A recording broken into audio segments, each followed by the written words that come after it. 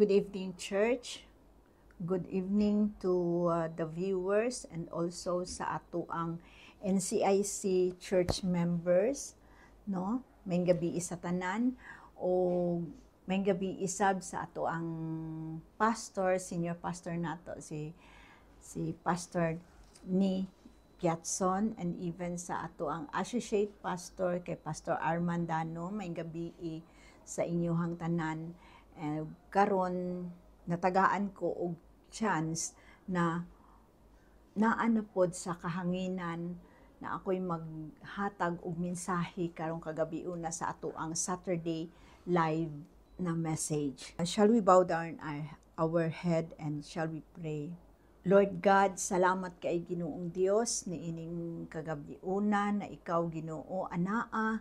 Ikaw Ginoo Lord God, makig-uban ka namo Ginoo Lord God sa amo ang Saturday evening service Ginoo. Salamat Ginoong Dios nga ang tanan nga maminaw Ginoo Lord God, naagid sila'y makuha o makutlo karong kagabi una sa mensahe Ginoo. Thank you for your Holy Spirit, thank you for your guidance, and thank you for your love, O Lord God, nga ang tanan Ginoo nahitabo tungod ikaw nahigugma sa imong isig mga tao Ginoong Dios. Salamat kaay Ginoo.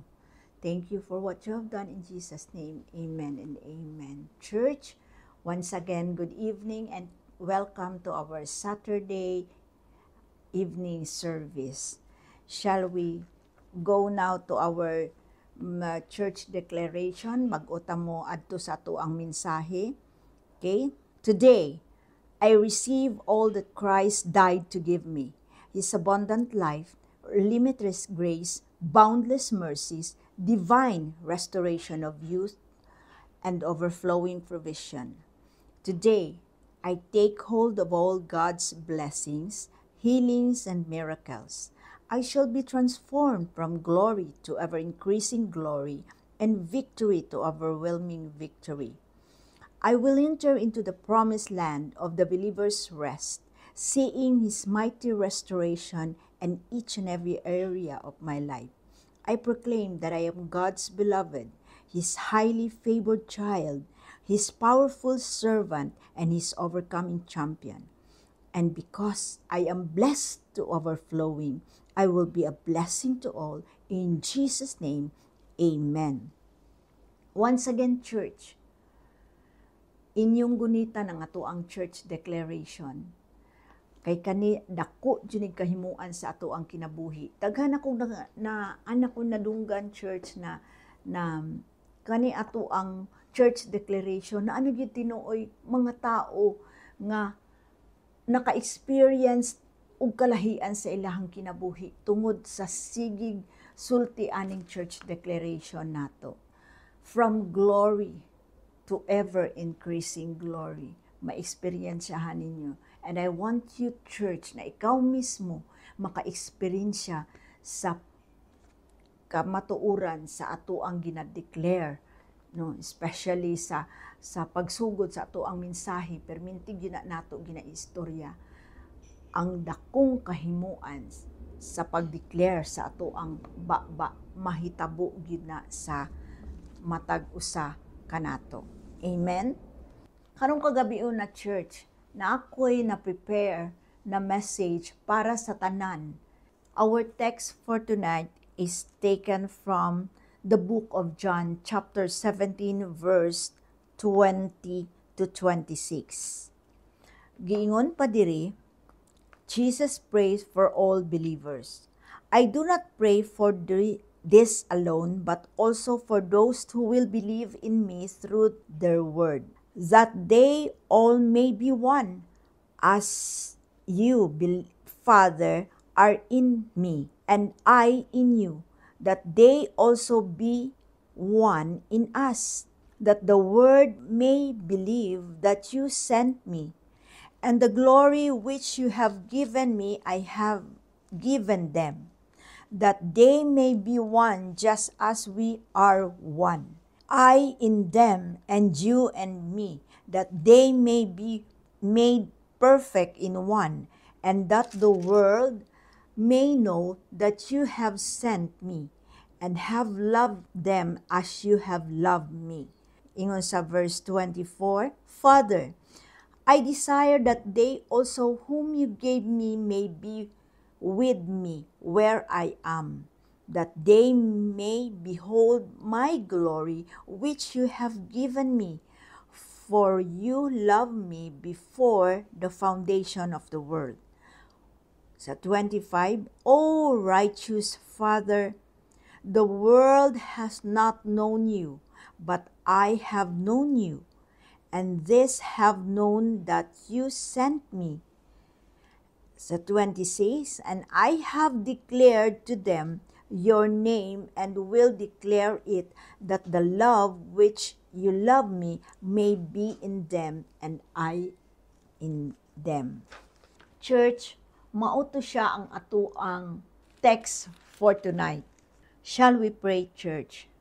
Father God, thank you kaayo sa mensahe nga among madunggan karong kagabiuna. Thank you, Lord God, sa imuhang pakig-istorya sa matag usa, Ginoo Lord God, kanamo, especially sa mga naminaw, Ginoong Dios. I know, Father God, that you will speak to each and every one of us. Thank you for your word. Bless, Lord God. In Jesus' name, Amen. May gabi sa tanan. Gitagaan nako og kanang title ang mensahe karong kagabiunan, When God Prays. Makaingon ka na, ang Ginoo ba nagaampo? Yes, there are so many verses or chapter na namagpamatuod nga ang Ginoo nagaampo gayud. Og isa ni siya na pamatuod nga ang Ginoo nato nagaampo sa iyahang amahan nga naa dito sa langit. So, ingon pa dinhi sa John chapter 17 verse 20. Jesus pray for all believers. Number 1, it's all about you as a believer. Ang Ginoo nagaampo sa tanang mga nituo nganha sa iyaha. Nagampo sa tanang tao, especially to all the believers in Christ Jesus. Makita nato sa John 17:20. Niingon pa siya na, I do not pray for this alone, but also for those who will believe in me through their word. Ang Ginoo wala lang siya nagampo ngadto sa iyahang kaugalingon, kung dili iyang giampo ang mga tawo nga mituo ngadto kaniya. Ingon usab dinhi sa atoa bilang Kristohanon mga igsuon na mag-inampuay kita sa matag usa. Dili lang ingon na naghatag ang Ginoo sa ato ag example na dili lang pod moampo kita sa ato ang panginahanglan or sa atong kaugalingon, kung dili naghatag sa kanatog example na i-pray pod nato ang ato ang mga kaigsuonan, especially natong mga kaigsuonan nga adunay mga panginahanglan, no? In verse 21 sa chapter 17, it says that they all may be one, as you, Father, are in me, and I in you, that they may be one in us, that the world may believe that you sent me. Ang tinguha sa Ginoo, ang desire sa Ginoo, nga magkahiusa kita bilang iyahang mga katawan. Kung giunsa sa Ginoo na ang Ginoo ug ang iyang amahan, si Lord Jesus ug ang iyang amahan, usara kita, nag-desire po ng Ginoo nga kitang iyang mga katawhan, mahiusa dinha sa Ginoo ug ang Ginoo ngadto sa iyahang amahan. Makit-an sa kalibutan nga ang Ginoo ug ang iyang amahan usara. Mao nga dapat kita mopaduol ug mo sangpit sa usara pod ka Ginoo nga mao ang ato ang Ginoong Hesukristo. So makita nato dinha nga ang Ginoo naghatag o kanato og example sa unity. In verse 24, it says that They will behold my glory. They, ang iyang mga katawhan, nagtinguha, nag-desire ang Ginoo na pinaagi kanato, makit-an sa mga tao ang glory sa Ginoo nga ri kanato. Unsa man na ang behold, they will behold my glory. It means to look, to direct the eyes an object or to hold. Giingon pa diri sa Luke chapter 10 verse 19 in King James Version, "Behold, I give unto you power to tread on serpent and scorpions and over all the powers of the enemy. Nothing shall be any means hurt you." God is protecting His people. God is protecting you. And behold, the eyes of the Lord is in you. Means ginatutukan ka sa Ginoo, ginatanaw ka sa Ginoo igsuon, nakasayod ang Ginoo kung unsa ang imuhang panginahanglan, nakahibalo siya kung unsa ang imuhang tinguha sa imuhang kasing-kasing. Mao nga ni gusto sa Ginoo nga ihatag kanimo ang tinguha sa imuhang kasing-kasing.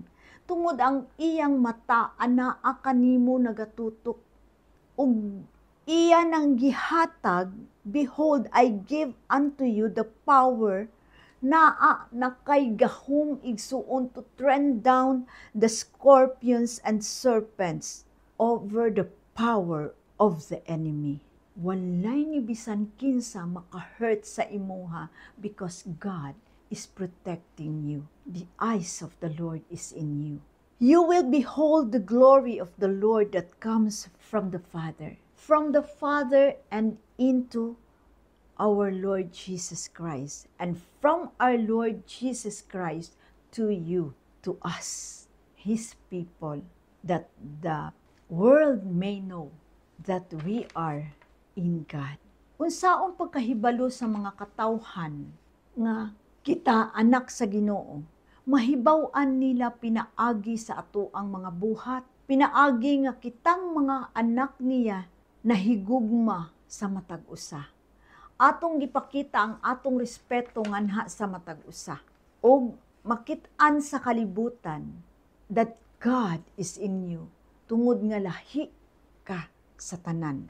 According to Psalms 27, chapter 27, verse 4, one thing that I have desire of the Lord, that will I seek, that I may dwell in the house of the Lord all the days of my life, to behold the beauty of the Lord and to inquire in His temple.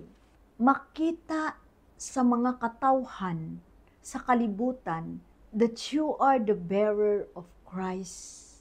Makita sa mga tao, mga igsuon, nga ikaw, Kristohanon. Ang ikaupat igsuon, nagsulti pa din ha, that the love that you gave me may be in them. So, ang gugma sa amahan, manaa kang Hesukristo, ug ang gugma nga naa kang Hesukristo, maanaa kanimo. Mao nga gikinahanglan ang gugma sa Ginoo makita sa imuhang kinabuhi. Ma-impart nimo didto sa mga tawo nga ikaw Kristohanon. No? Kung baga ba igsuon, kita ang reflection, the real reflection of God's love. Kay kita ang mo pakita ngadto sa mga katawhan nga ingon ani ang Ginoo mahigugma, so that the world may see the beauty that is in you. Makaingon sila lahi jud ang naa sa imuha. It is Christ that is in you. So gibutang igsuon dinha sa ikaupat, no, na gusto nako na matutukan ninyo is the love of God nga naa sa imuha karon. Igsuon ang gugma sa Ginoo sa imuha nagpabilin jud na nga naa sa imuha. Mao man gani nagiingon sa John 3:16, "For God so loved the world that He gave His only begotten Son, that whosoever believe in Him should not perish, but have everlasting life. Mga igsuon, tanan mangyud ta nakasala. Adunay mga nabuhat, no, na natay mga kasaypanan o mga sala sa Ginoo. But yet God did not condemn us. God loved us, that the world may know that you are loved. The love of God nga naa sa imuha karon, naa sa imuhang kasing-kasing, naa sa imuhang kinabuhi karon, mauna ang love na imuhang ginaspread to your brothers and sisters. Mauna na love ang imong ginapakita ngadto sa uban.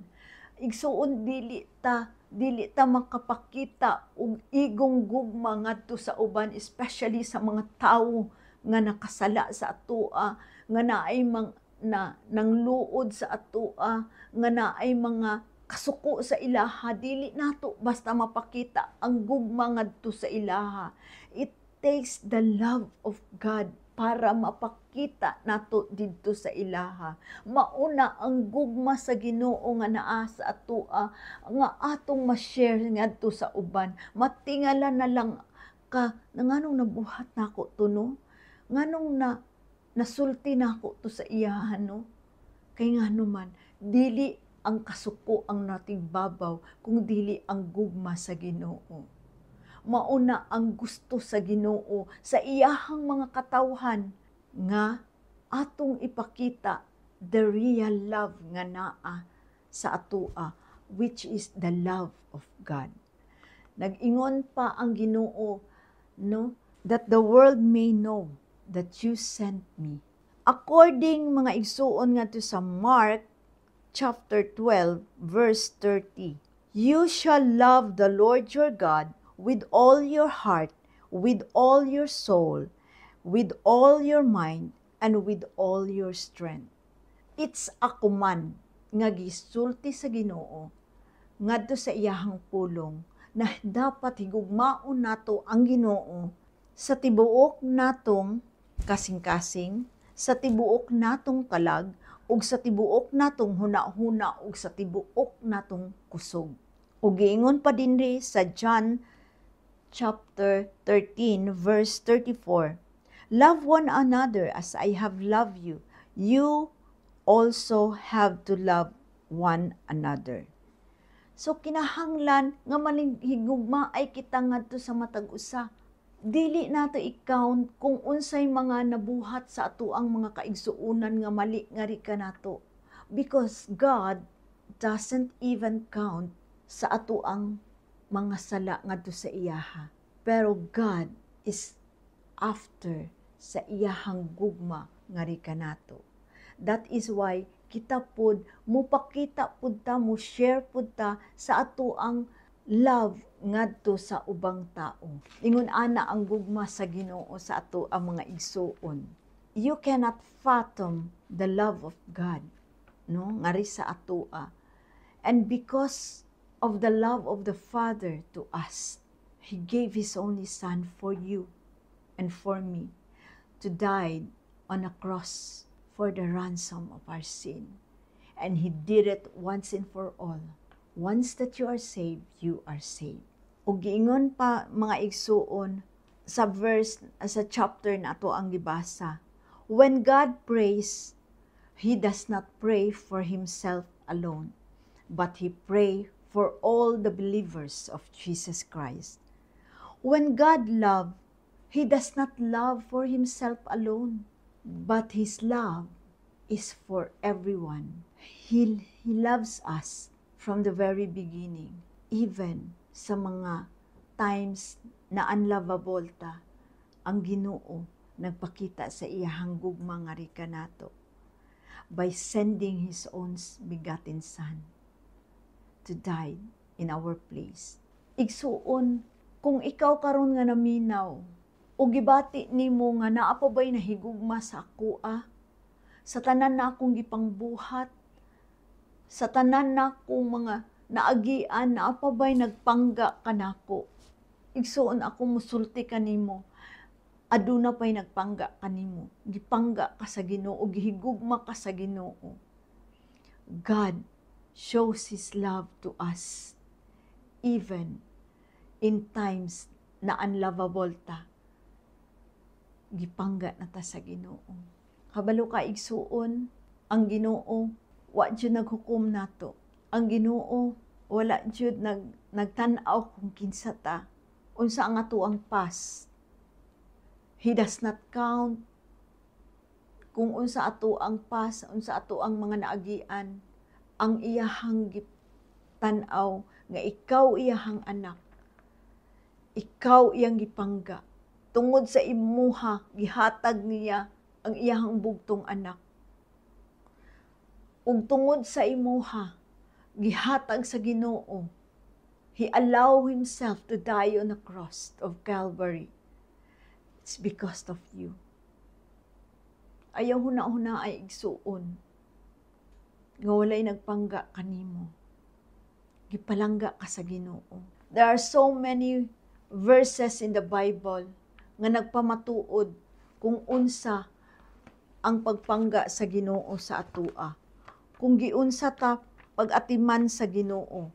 Kung giunsa nga ang Ginoo naghatag kanato sa iyang kaugalingon para sa pasayloan sa atoang sala o para sa atoang salvation. Kabalo ba mo mga igsuon nga si Jesus nagtinguha sa atoa na kung unsa ang naa sa iyaha maanaa usab ngari sa atoa. Mabasa nato diri sa verse 24. Father, ingon pa niya, I desire that they also whom you gave me may be with me where I am, that they may behold my glory which you have given me.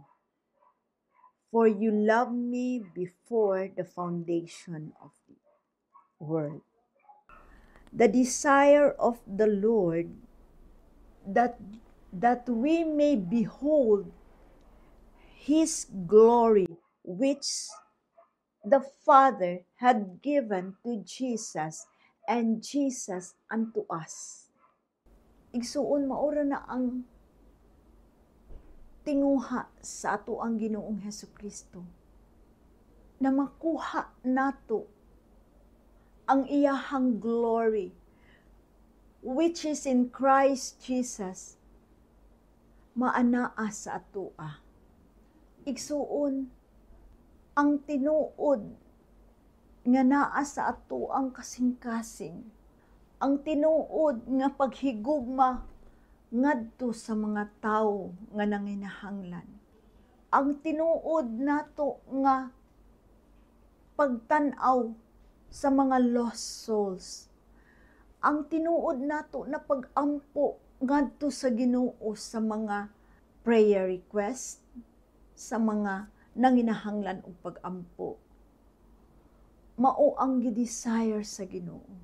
Kay ang Ginoo baya tong naa siya dinhi sa kalibutan, wala jud siya lain nga gitinguha o gipangbuhat kung dili ang pag-ayo sa mga masakiton, ang pag-ampo ngadto sa iyahang amahan, ang pagsunod sa kabubuton ngadto sa iyahang amahan, ug ang pag-serve sa mga tao. Mauran jud na ang iyahang perminti jud nga ginabuhat. Ug mauna siya ang gusto sa Ginoo. Maanaa sa ato to behold what is in Him will be transferred to us. Ug makuha lang jud nato ang kasing-kasing sa ato ang Ginoong Hesukristo. Ang deeper sa iyahang pagkatinguha, sa iyahang desire. Makahilak ka kung giunsa sa Ginoo. Kay kita ra jud perminti ang iyang gihuna-una. Kita ra jud perminti ang iyahang ginatan-aw. Kita ra jud perminti ang naa sa iyahang kasing-kasing. Ingon ana ta kapalangga sa Ginoo. ug ingon ana pud ka kapalangga sa Ginoo. Ug atong mabasa manggani diri sa verse 26 sa John chapter 17. And I have declared to them your name. Gipaila sa ato ang Ginoong Hesukristo ang ngalan sa iyahang amahan, and will declare it, that the love with which you love me may be in them, and I in them. Nga ang paghigugma sa atong amahan, nga iyang gihatag ngadto sa iyahang anak, ug ang iyang anak nga si Ginoong Hesukristo, ang iyang paghigugma maoy maanaa pod sa atoa, so that the world may know that we are connected to our Lord Jesus Christ through the love that we show to the people. Gwapo kay igsuon, no? Ug makit-an lang jud nato ang kasing-kasing sa Ginoo, ang tinguha sa Ginoo.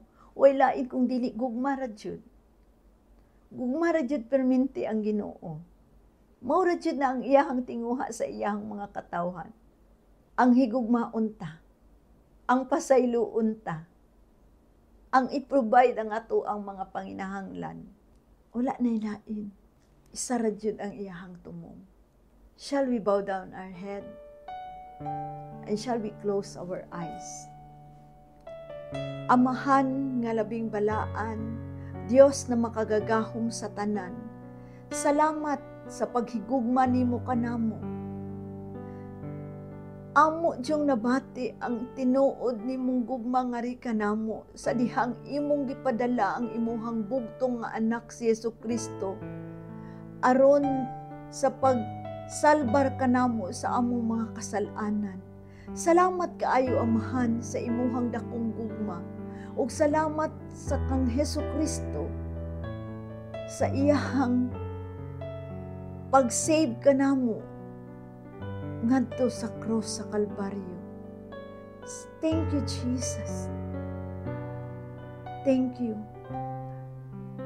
It's our desire and it's our prayer that the love that you gave us may be seen in the whole world through us, that we are your people.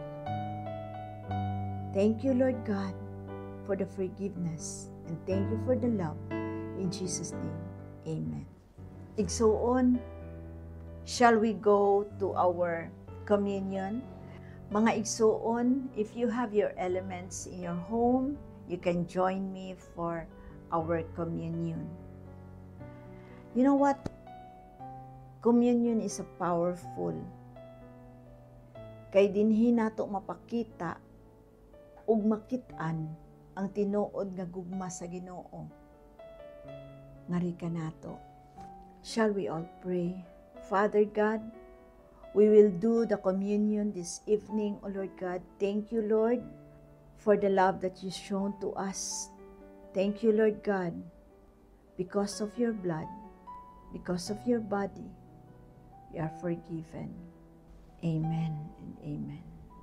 Our Lord Jesus Christ, on the night he was betrayed, he took the bread, and when he has given thanks, he broke it and said, "This is my body, which is broken for you. Do this in remembrance of me." Father God, thank you, Lord God, for your body, Lord God, that was broken for us. Thank you, Lord God, that through your body, you are bruised, O Lord God, for our iniquities, for our sin, O Lord God. Thank you that we are forgiven for our sins, that we are healed, O Lord God. Thank you, Jesus. In Jesus' name, amen. Shall we eat the bread?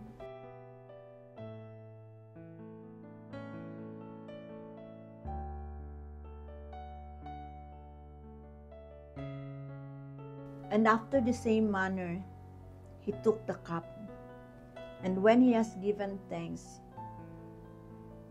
he said, "This is the cup of a new covenant in my blood. For For whenever you eat the bread and drink of this cup, ye do shew the Lord's death until he comes. Father God, thank you for your blood that was shed for us, O Lord God. Through your blood, Father God, we are cleansed for all our sins. We are sin-free, disease-free, poverty-free, and all kinds of diseases, O Lord God. We are free. Thank you for setting us free, O Lord God, through your blood. Thank you for the forgiveness of sin. Thank you, Lord God, for the redemption, O Lord God. In Jesus' name we pray. Amen and amen. Shall we drink the cup?